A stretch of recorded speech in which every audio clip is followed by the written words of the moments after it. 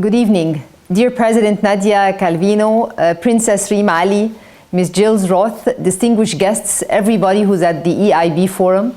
I'm very honored to join you at this important discussion, and I extend my gratitude to EIB for hosting this vital dialogue on International Women's Day. I wish I was with you in person, and as today we are here to reflect on the theme of accelerating action, the question we're faced with is what type of action can drive the most meaningful impact? The answer lies in moving beyond awareness to transformative systemic change. We need action that creates pathways for women to thrive in every sphere of life, not just as a participant, but also as a leader, an innovator, and a change maker. In today's world, we can't afford to sideline half of the population's talent, innovation, and creativity. The most impactful action we can take is to ensure that women's potential is fully realized across every sector, in business, in technology, in education, and in policy making. The impact of this would be profound. Consider this. Research shows that by closing gender gaps, we can unlock trillions of dollars in economic value globally. By more than the numbers, what we stand to gain is a more resilient and inclusive future.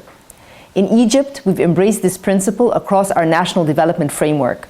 We've committed to gender-responsive policies that put women at the forefront of our efforts in sectors like education, health, entrepreneurship, and green growth. We know that empowering women strengthens families, communities, and economies, and that is how we build longer-term resilience. To accelerate meaningful action, we also need to focus on key pillars. First, institutional accountability. Gender equality must be a box, not just a box to check, but a lens through which institutions operate. This means holding organizations and governments accountable for real measurable progress on inclusion. Second, creating enabling environments.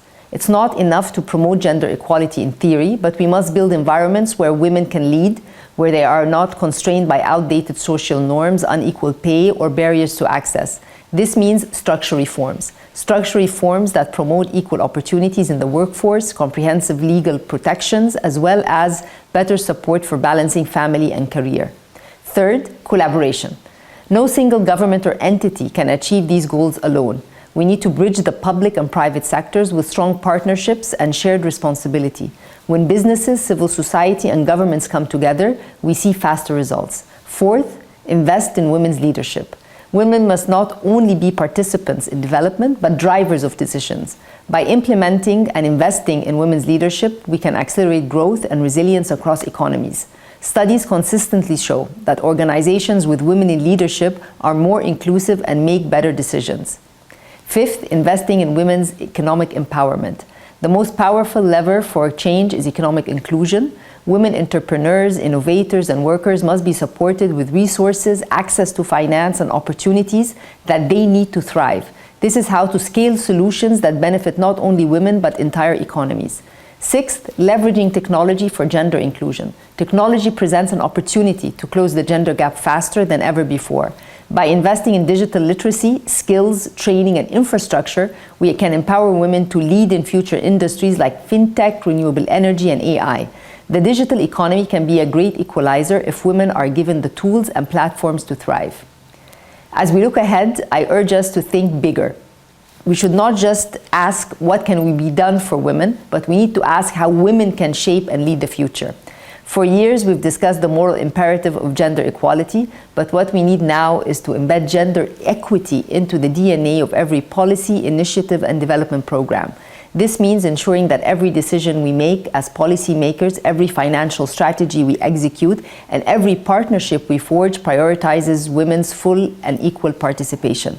And here let me mention that both EIB and EBRD, which are the big multilateral institutions in Europe, have been working with Egypt hand in hand, and in many of our projects we've been able to put women in the forefront of the dialogue and also of the programs. And also, acceleration is not just about speed, it's about the momentum we build together. The time for incremental progress is over. Now we need bold, sustainable efforts that shift the narrative from what more can be done for women to how we ensure that women are driving the solutions themselves.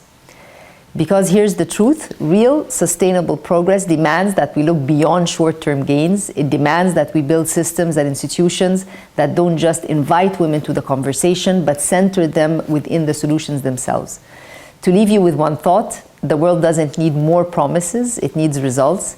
And as we conclude today, let's remember that this is not a conversation for one day or one forum or 1 year. This is a movement, and the decisions we make now will define generations to come. So let's commit to driving forward with urgency and clarity and with unrelenting action, but also providing key examples for women to move forward. And here I want to recognize President Nadia for all what she has been doing at the EIB, but also for her fantastic career, which is an example for all women in policy making and all women who want to make a change.